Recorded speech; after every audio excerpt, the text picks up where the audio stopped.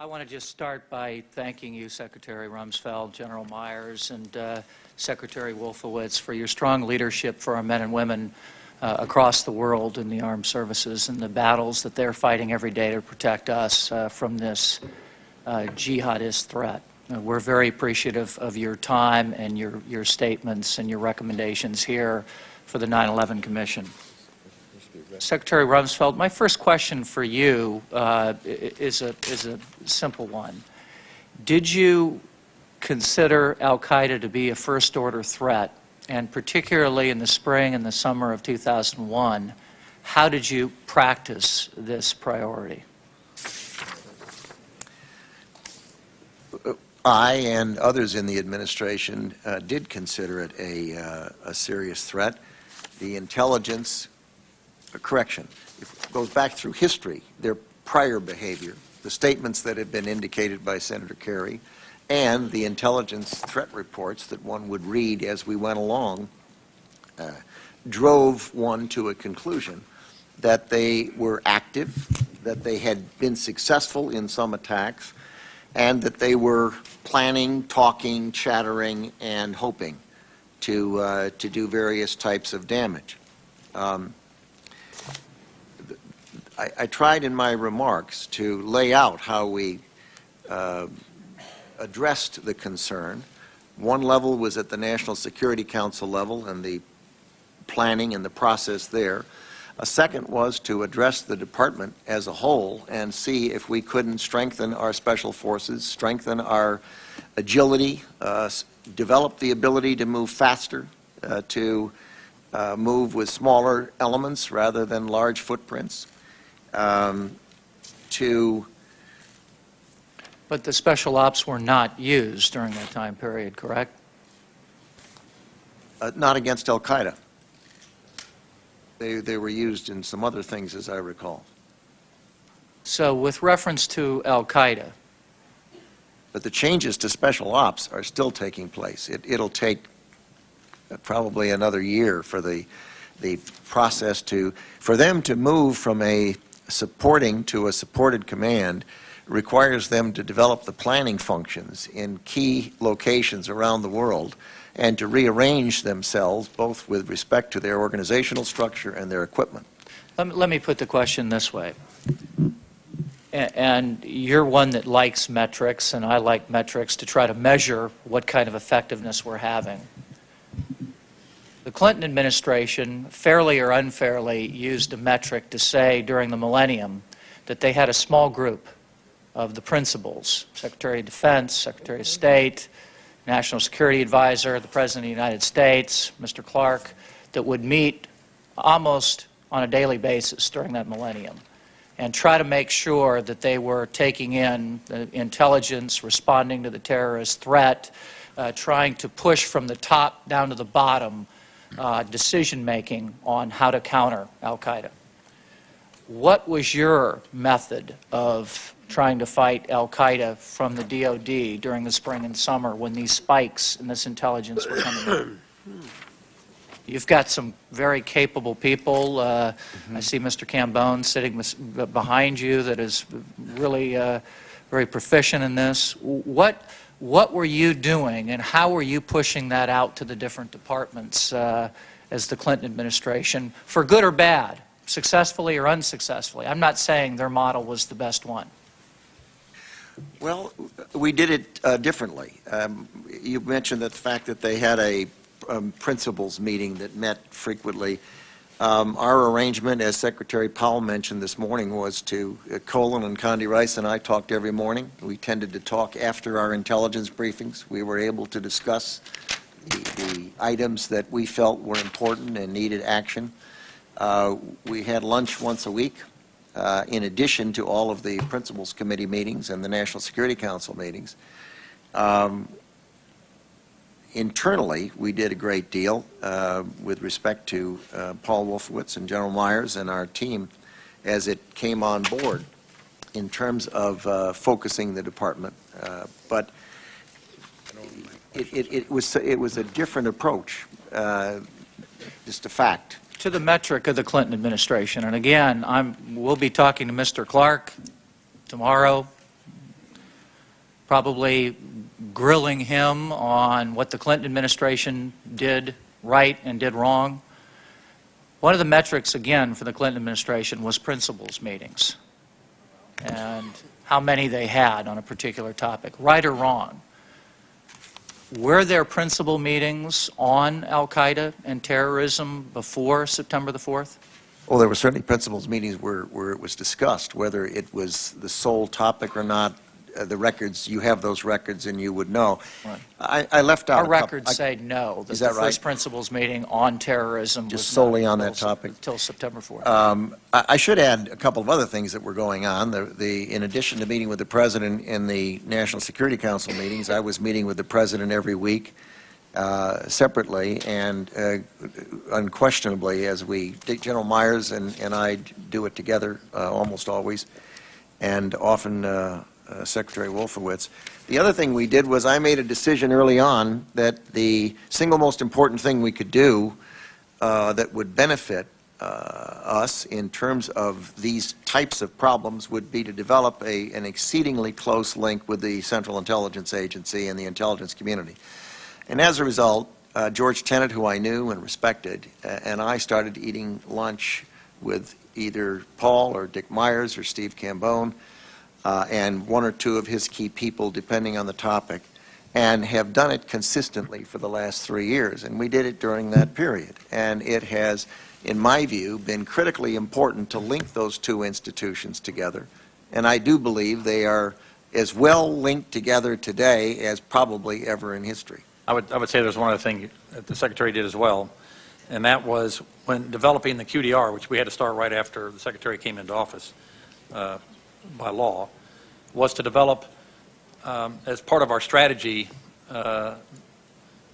articulate for the first time in my memory that we had to set aside forces for homeland defense. And it's the first time we've ever articulated that in our strategy, which set us up pretty well when we wanted to create Northern Command, because we'd thought about it up to that point. But that was just one example. I mean, there are lots of things we did in that area that were different. We also, I forget the timing of it, but we worked to get the Congress to allow us to establish an Undersecretary for Intelligence that Dr. Cambone now sits in.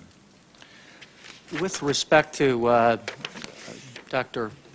Albright's testimony this morning, some of us were critical of the Clinton administration's failure to respond to the USS Cole bombing. That took place, as you know, 17 sailors were killed on October the 12th, 2000. They had several months to deal with that. They had a CIA briefing in December, which was hedged, which wanted to try to point command and control to Osama bin Laden, although they said al-Qaeda was responsible. Why didn't we take action in the Bush administration? I know you said in your opening statement that it was old and stale. The terrorists attacked the World Trade Center in 1993, and then they came back 7 years later and attacked the same World Trade Centers. Stale and old and patience are words that I'm not sure, they're at least patience is in the jihadist lexicon. Why didn't we adopt to that kind of approach earlier, to say, we are going to make you pay a price for this. 4 months from now, 4 years from now, we're going to go after your camps. We're going to tell terrorists that come from Morocco or Algeria or other places, we may not get bin Laden with a cruise missile, but we're going to maybe get some people coming from other terrorist organizations. They're going to think twice before they come to a sanctuary. Well, I wish that were the case. You can hit their terrorist training camps over and over and over and expend millions of dollars in U.S. weapons against targets that are dirt and tents and accomplish next to nothing. From a cost-benefit ratio, it just doesn't compute. Second, the risk, the bigger risk is that they will assume, again, that the United States is basically, that's all they can do, is to pop a weapon into a training camp, bounce the rubble another couple of times, and then stop.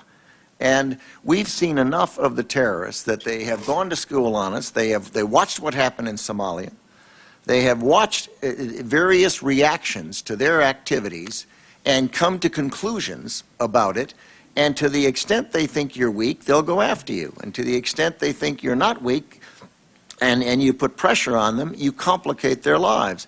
And we were, right or wrong, I and many of us were concerned that another missile attack after we get into office in February or March or April without having a policy, without having a plan that was different, distinctly different, would be a mistake and indeed a sign of weakness, not strength. We've just heard, Mr. Secretary, from many people who have said that while these training camps may have been categorized as jungle gyms or playgrounds with swings, rope swings on them, that other people said that they were human conveyor belts of jihadists determined to kill Americans anywhere they could. That's true. So the cost-benefit ratio of a $1 million cruise missile to taking out some people that can come kill others was one we just didn't consider, I don't think, in the right kind of cost-benefit analysis in the long run. One final question.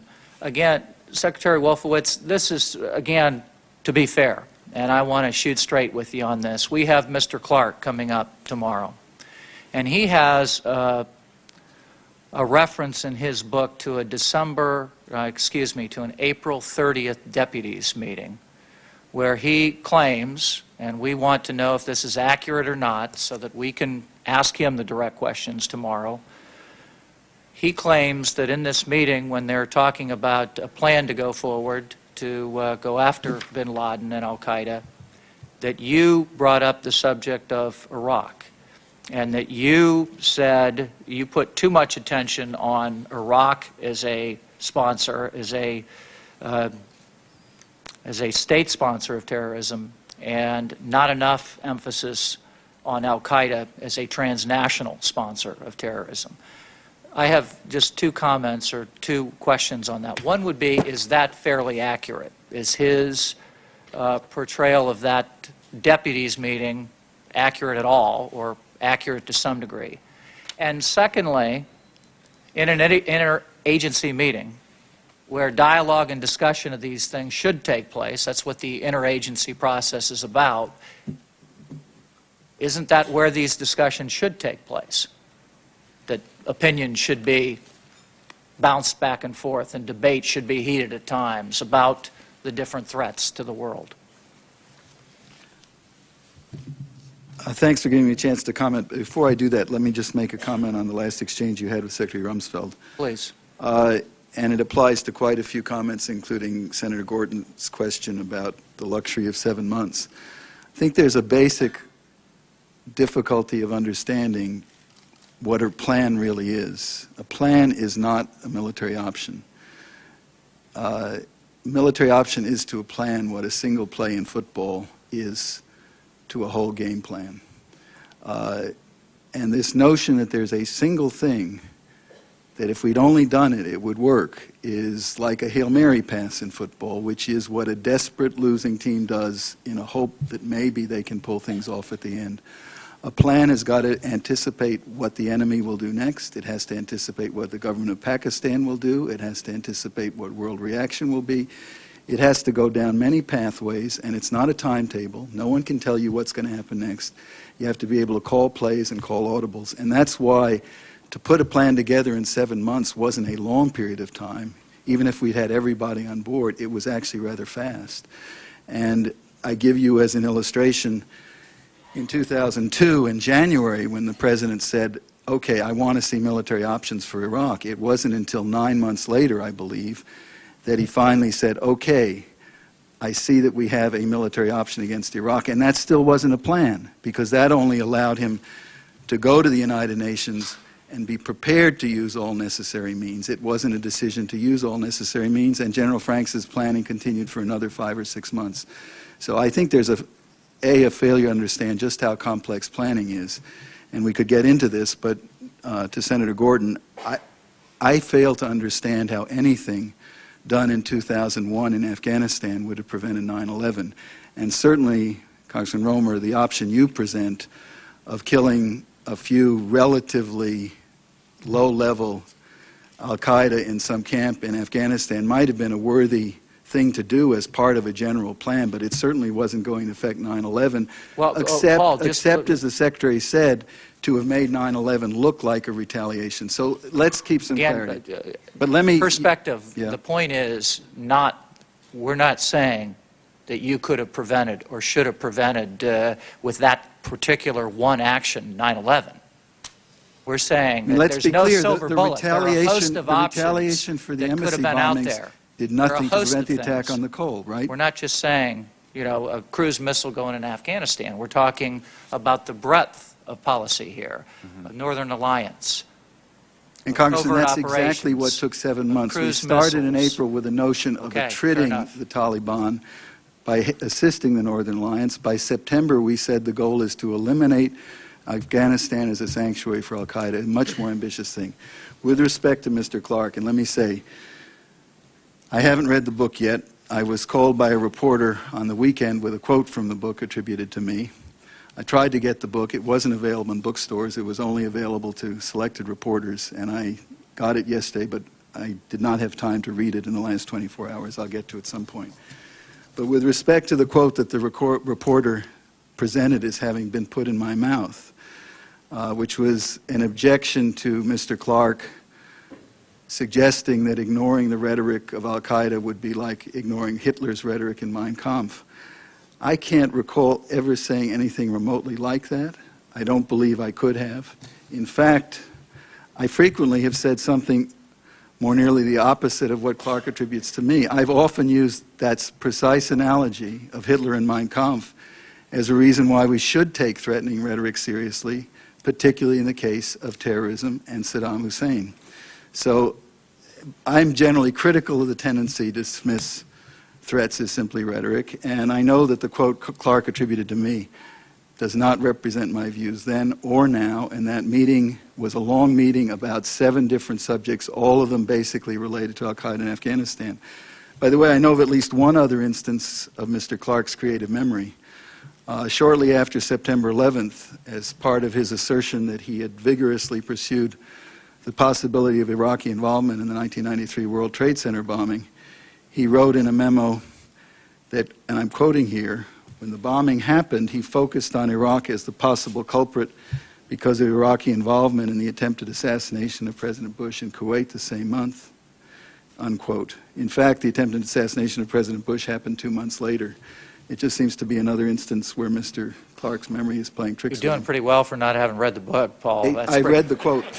Okay. Let me just Chairman? say that Congressman, we got to move on to Okay, next let me, commissioner. let me just say in conclusion, thank you for those remarks, and we do have Secretary Armitage in the private interviews with us saying that he thought that the committee process had not moved speedily before or after 9/11, the deputy meeting process and the process on a 7-month or 9-month plan. Government doesn't move So- fast enough in general. I agree with that. Mr. Chairman, may I make a comment also? I want to make certain there's no misunderstanding. I would have supported missile attacks on training camps anywhere had I believed that we could have achieved the goal that you suggest of killing jihadists. And the issue is that what happens is frequently we know that people are posted and they know when things are going to happen. And people empty those camps from time to time. In fact, we've seen reactions when ships or planes or missiles begin to go someplace that they go to school on that and move out. So the fact that a weapon costs a lot more than a training camp is no reason not to do it. The only reason for not doing it is if you, as I indicated, are working on a plan that you think is more comprehensive and you believe you can do a better job a different way. Thank you. In case I wasn't clear, I was not dismissive of al-Qaeda as a threat. The whole meeting was about al-Qaeda. I also believe that state support for terrorism was a problem, but I've never been dismissive of al-Qaeda. I think precisely because I think terrorism is such a serious problem, as I testified as early as my confirmation hearing. Thank you.